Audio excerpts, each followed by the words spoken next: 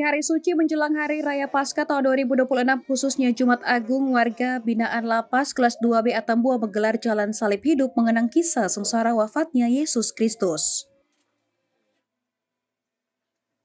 Ibadah Jalan Salib Hidup di Lapas kelas 2B Atambua menjadi momen penuh makna bagi warga binaan maupun umat yang hadir.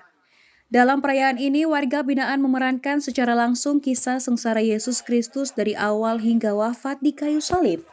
Sebanyak 14 perhentian direnungkan dalam prosesi ini, mulai dari Yesus dihukum mati, memikul salib, jatuh berulang kali, hingga akhirnya wafat di Golgota.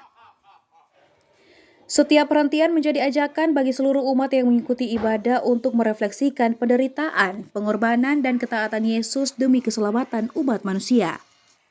Kehadiran warga binaan sebagai pemeran dalam jalan salib ini memberikan makna mendalam bahwa setiap orang memiliki kesempatan untuk bertobat dan memperbaiki diri, serta memulai hidup yang baru. Melalui penderitaan Kristus, mereka diajak untuk memaknai salib bukan hanya sebagai lambang duka, tetapi jalan menuju pengampunan. Peristiwa ini juga menunjukkan bahwa di balik tembok lapas terdapat ruang pembinaan iman dan pembentukan batin.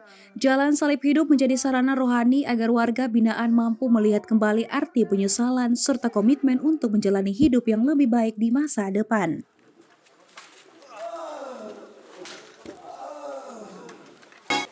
Bapak, Mama yang bertugas di lapas ini dan juga teman-teman yang ikut beraktivitas bergabung dalam, saya merasa senang berperan sebagai Yesus, bisa menghayati penderitaan Yesus Kristus. Mudah-mudahan bisa membawa pertobatan bagi semua orang.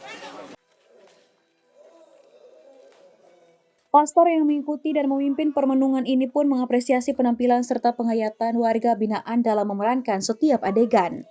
Menurutnya, Jalan Salib Hidup ini bukan sekadar drama rohani, melainkan bentuk permenungan nyata yang menyentuh hati dan menjadi bagian dari proses pembinaan iman di dalam lapas.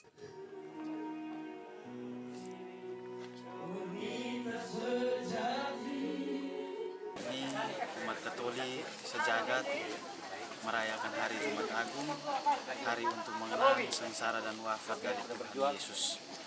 Dan bertempat di lapas kelas 2B Atambua, para warga binaan berkolaborasi bersama dengan Kemenak Belu dan juga mereka semua yang mengadakan magang di tempat ini bersama-sama menghadirkan satu ruang refleksi yang menarik dengan menampilkan adegan dari Tuhan Yesus ketika ia ditangkap di rumah Pilatus sampai akhirnya ia dimakamkan. Para warga binaan sungguh-sungguh menghadirkan satu ruang refleksi yang menarik. Saya mengikutinya secara baik dan itu membuat saya benar-benar merenungkan betapa menderitanya Tuhan ketika ia memanggul salib sampai pada akhirnya wafat di kayu salib sendiri. Maka itu pesan yang saya petik dari adegan atau prosesi jalan salib pada hari ini, bahwa kita sebagai umat Katolik hendaknya menghayati penderitaan sebagai jalan untuk kemudian benar-benar mencapai kemuliaan yang akan kita rayakan pada Hari Raya Paskah nanti.